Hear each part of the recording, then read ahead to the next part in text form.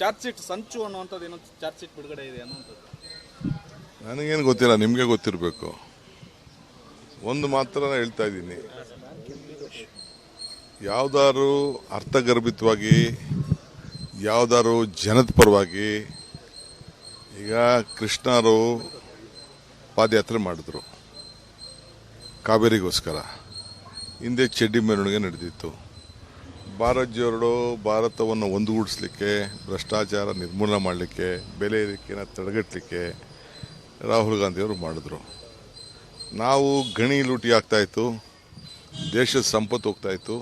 ಅದನ್ನು ತಡಿಲಿಕ್ಕೆ ಒಂದು ಕಾನೂನನ್ನು ತರಲಿಕ್ಕೆ ನಾವು ಬಳ್ಳಾರಿ ಯಾತ್ರೆ ಮಾಡಿದೆವು. ಕಾವೇರಿ ಜನಾಂಗ ಪ್ರದೇಶದ ಜನರಿಗೆ ಹಾಸನ, ಮಂಡ್ಯ, ಮೈಸೂರು, ಚಾಮರಾಜನಗರ, ಬೆಂಗಳೂರು ಎಲ್ಲರಿಗೂ ಅನುಕೂಲ ಆಗಲಿ ಅಂಥೇಳಿ ಮೇಕೆದಾಟಿಗೆ ಪಾದಯಾತ್ರೆ ಮಾಡಿದ್ರು. ಕೃಷ್ಣ ಕಡೆ ಅದನ್ನು ನಡಿಗೆ ಅಂದ್ಬಿಟ್ಟು ಅಲ್ಲಿಂದ ಕುಡಿದ ಸಂಗಮದಲ್ಲಿ ಮಾಡಿದ್ರು. ಈಗ ಇವ್ರೇನಾದ್ರು ಮಾತಾಡ್ತಾ ಇರೋದು ಏನೋ ಸದ್ದಿದೆಯಾ? ಏನು ಸದ್ದಿಲ್ಲ. ಇಶ್ಯೂ ಏನಿದೆ? ಬರೀ ಒಬ್ಬ ಹಿಂದುಳಿದ ವರ್ಗದ ನಾಯಕ ರಾಷ್ಟ್ರದಲ್ಲಿ 2ನೇ ಬಾರಿಗೆ ಮುಖ್ಯಮಂತ್ರಿ ಆಗಿದ್ದಾನೆ. ಅದನ್ನು ಸಹಿಸೋಕ್ಕಾಗದೆ ಯಾವ್ದಾದ್ರು ಇಶ್ಯೂ ಮೇಲೆ ಇದ್ರೂ ಪರವಾಗಿಲ್ಲ, ಅವ್ರದೇ ದೊಡ್ಡ ತಟ್ಟೆಯಲ್ಲಿ ಹೆಗಣ ಇಟ್ಕೊಂಡು ಇವತ್ತೇನು ಪಾದಯಾತ್ರೆ, ಏನು ಜನ ಏನು ಸ್ಪಂದಿಸ್ತಾ ಇದ್ದಾರೆ? ದಳದ ಕಾರ್ಯಕರ್ತರ ಇಲ್ಲ, ದಳದ ಹೊಡೆದಾಡ್ಕೊಳ್ಳಿ, ಏನು ಬೇಕಾದ್ರೆ ಮಾಡಿ, ಅವ್ರ ಕಾರ್ಯಕರ್ತರ ಇಲ್ಲ. ಈಗ ಕಂಪ್ಲೀಟ್ ಮಂಡ್ಯ, ನಮ್ಮ ರಾಮನಗರ ಜಿಲ್ಲೆ, ಈಗೆಲ್ಲ ನಿಮ್ಮ ಹತ್ರ ವಿಡಿಯೋ ಇದೆಯಲ್ಲ, ಅದೆಷ್ಟು ಜನ ದಳದವ್ರು ಬಂದಿದ್ರು, ಎಷ್ಟು ಜನ BJP ಇದ್ರು? BJP ಇಡೀ ರಾಜ್ಯದಿಂದ ಹೊರಗಡೆಯಿಂದ ಕೆಲವರೆಲ್ಲ ಬಂದಿದ್ದಾರೆ, ಕೆಲವು ಕಾರ್ಯಕರ್ತರು ಬಂದಿದ್ದಾರೆ. ಎಲ್ಲಿದೆ ಅವ್ರಿಗೆ ದಳದ ಕಾರ್ಯಕರ್ತರು? ಎಲ್ಲಿದೆ ಅವ್ರ ಹೊಂದಾಣಿಕೆ? ನಾನಲ್ಲ ರೀ, ಅವರೇ ಹೇಳಿದ್ದಲ್ವಾ, ಸನ್ಮಯ ಇಲ್ಲ ಅಂತ ಅವರೇ ಹೇಳಿದ್ದು. ನಾವೇನು ಹೇಳಿದ? ನಾವು ಅದು ಸುದ್ದಿಗೆ ಹೋಗಿಲ್ಲ. ನಮಗೇನು ಒಂದಾಗಿರಲಿ ಎರಡಾಗಿರಲಿ, ಬಟ್ ಅವ್ರು ತೋರಿಸ್ತಾ ಇರೋಂಥದ್ದು ಏನಿದೆ? ಸೊ ಅದಕ್ಕೆ ನಾವೇನು ಪ್ರಶ್ನೆಗಳು ಕೇಳಿದ್ದೀವಿ, ಒಂದು 25 ಭ್ರಷ್ಟಾಚಾರದ ಆರೋಪಗಳಿದೆ. ನಿಮ್ಮ ಕಾಲದಲ್ಲಿ ಏನೇನು ಮಾಡಿದ್ರಿ, ಯಾಕೆ ಮಾಡಿದ್ರಿ, ಏನು ಮಾಡಿದ್ರಿ, ಏನಾಗಿದೆ ಅಂತ ಹೇಳಬೇಕು. ನಾನು ಕುಮಾರಸ್ವಾಮಿ ಬೆಲ್ಟಲ್ಲಿ ನಾನು ಕೆಲವು ಪ್ರಶ್ನೆ ಕೇಳಿದೆ. ನನ್ನ ಬಗ್ಗೆ ಬೇಕಾದ್ರೆ ಇನ್ನೂ ಏನು ಬೇಕಾದ್ರೆ ಟೀಕೆ ಮಾಡಲಿ, ಯಾರ ಬಗ್ಗೆ, ಮಕ್ಕಳ ಬಗ್ಗೆನೂ ಮಾತಾಡಲಿ, ತಮ್ಮನ ಬಗ್ಗೆನೂ ಮಾತಾಡಲಿ, ಹೆಂಡತಿ ಬಗ್ಗೆನೂ ಮಾತಾಡಲಿ, ಯಾರು ಬೇಕಾದ್ರೂ ಮಾತಾಡಲಿ, ನಂದಕ್ಕಿಂತ ಉತ್ತರ ಒಂದು ಕೊಡ್ತಾನೆ ಇಲ್ವಲ್ಲ ಅವರು.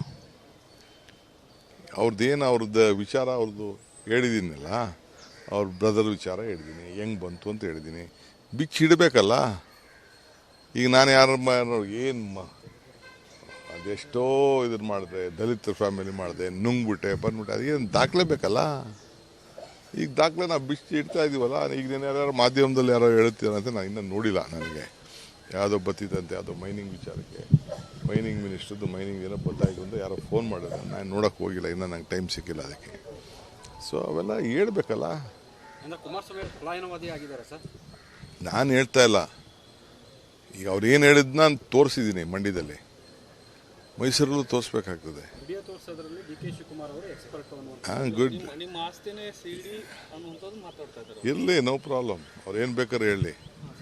ಯಾವ್ದು TV black and white TV ಇಟ್ಕೊಂಡಿದ್ರಂತೆ, ಬ್ಲ್ಯಾಕ್ ಆ್ಯಂಡ್ ಬಂದಲ್ಲಿ ವಿಚಾರಿಸ್ಲಿ. ನಮ್ಮಪ್ಪ ಉಳ್ಳಿ ಮಾರ್ತಿದ್ನೋ, ನಮ್ಮ ತಾತ ಉಳ್ಳಿ ಅಳಿತಿದ್ದೋ, ರಾಗಿ ಅಳಿತಿದ್ರು, ಕಡಲೆಕಾಯಿ ಅಳಿತಿದ್ರು. ನನ್ನ ಮನೆ ಎಮರ್ಜೆನ್ಸಿಲಿ ರೇಡ್ ಆದಾಗ ಚಿನ್ನ ತಂದು ಬಿಸಾಕಿದ್ರು, ಇಬ್ಳಿಗೆಲಿ. ಅದೆಲ್ಲ ನೆಕ್ಸ್ಟ್ ಪಾಯಿಂಟು. ನಾವೆಲ್ಲ ಉಳ್ಳಿನೇ, ಈಗೂ ತಿನ್ನೋದು ನಾವು ಉಳ್ಳಿನೇ. ನಮ್ಮನೆ ತಿನ್ನೋದು ಈಗ ಉಳ್ಳಿನೇ, ನಾನು ತಿನ್ನೋದು ಕಡಲೆಕಾಯಿನೇ, ರಾಗಿನೇ. ನಾವೇನು ಬೇರೆ ಏನು ಬೆಳೀತಾ ಇದ್ವು ಅಂತ ಹೇಳೋದಿಲ್ಲ.